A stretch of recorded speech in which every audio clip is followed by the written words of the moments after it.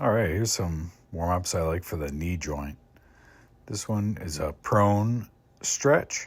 We're going to grab the ankle below the ankle joint. We're going to pull the heel to our glute. We're going to drive the hip flexor down into the ground. And then we're going to pull on the foot as we kick away from our body and lift that knee up off the ground. You should feel a nice stretch through the hip flexor and the quad. This almost feels like a decompression for the knee joint.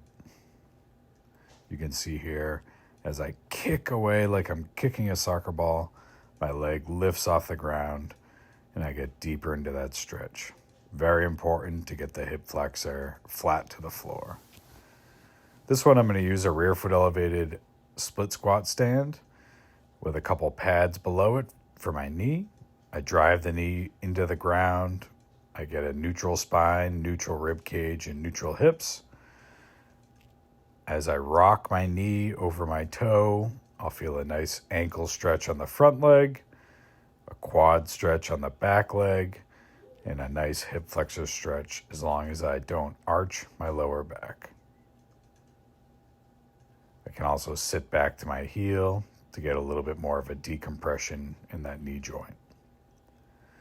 This is another version where I go cross body. I'm going to do this one standing, but you could do this on the ground as well. I bend over into a single leg deadlift. I kick my foot away again, and I like to return to standing. Very important to keep my balance, but also to grab the ankle.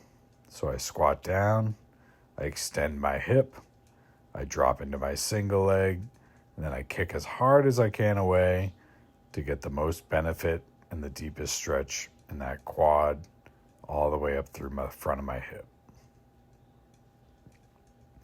And finally, one of my favorites, terminal knee extension. I'll do this on any day where I'm going to be doing maybe trap bar deadlifts like I'm doing today. I take the heaviest band I have, I stretch it out to a high tension, and then I perform what I call a stomp. I let the band pull my knee forward, bending over the big toe, and then I stomp my heel down like I'm crushing a cockroach. After I do